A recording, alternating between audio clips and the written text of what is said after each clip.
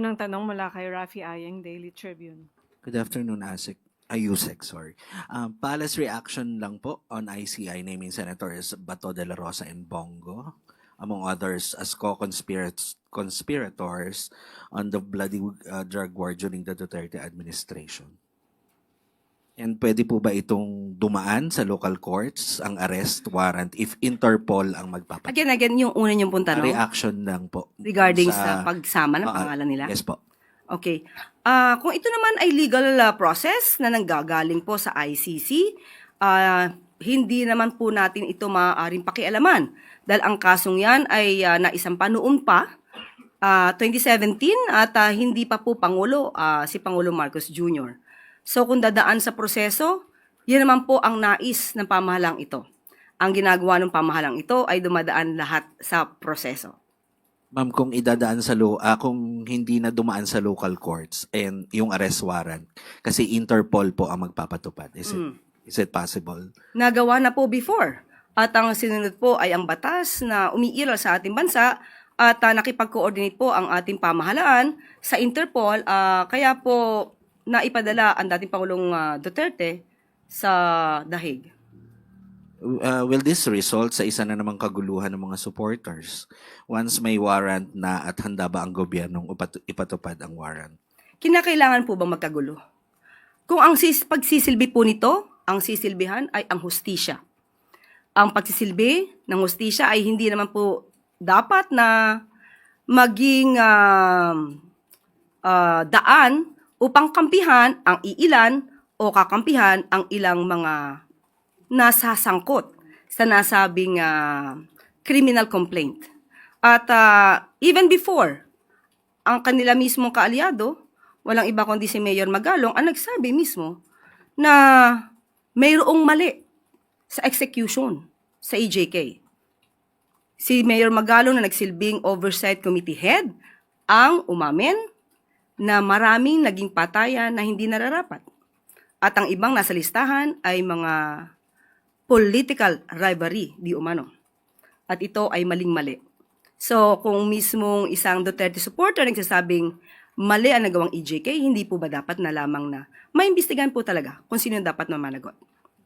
And last na lang po, do you have a message sa mga supporters ng nila Senator Bongo, Senator Bato, para hindi na magkagulo at magkaroon ng kaguluhan? Hindi po dapat i-encourage ni Numan na magkagulo kung nagsisilbi lamang po ng valid warrant of arrest. Muli, ang kaso na isinampa, kung meron naman pong batayan, ay dapat lamang po madinggin. Para malaman natin, pareho naman po ito magiging hustisya sa dalawang panig.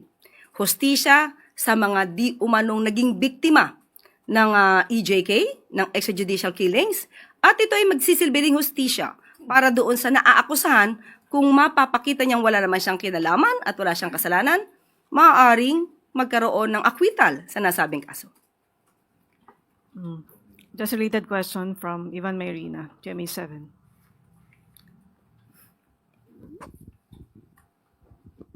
Yusek, good afternoon. Naninindigan po ba ang palasyo na walang jurisdiction ng ICC sa Pilipinas?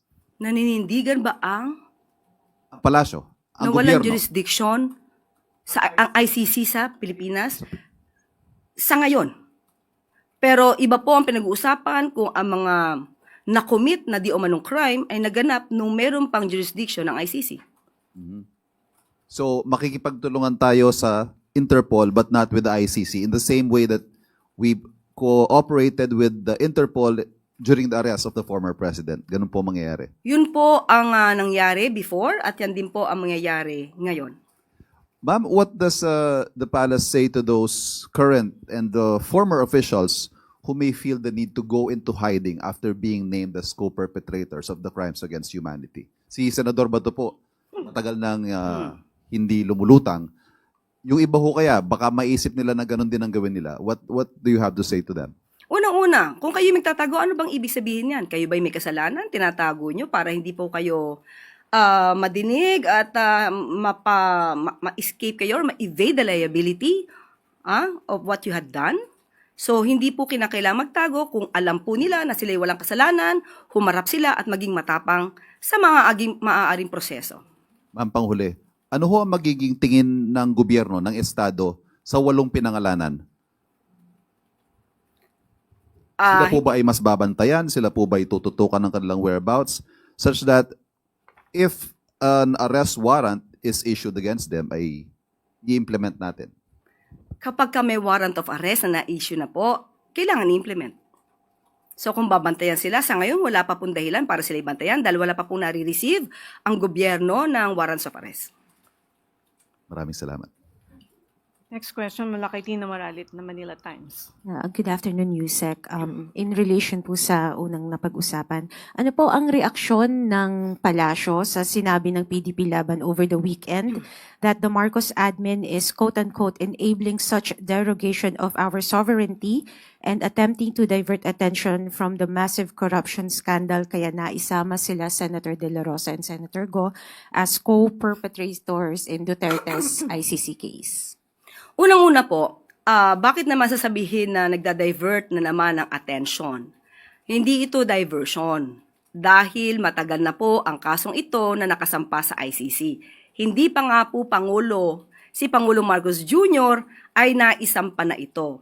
So hindi po dapat ipahid sa ating Pangulo at sa gobyernong ito kung nagkaroon man po ng findings patungkol dyan ang ICC dahil wala naman pong impluensya ang ating gobyerno sa International Criminal Court. At kung sasabihin nila na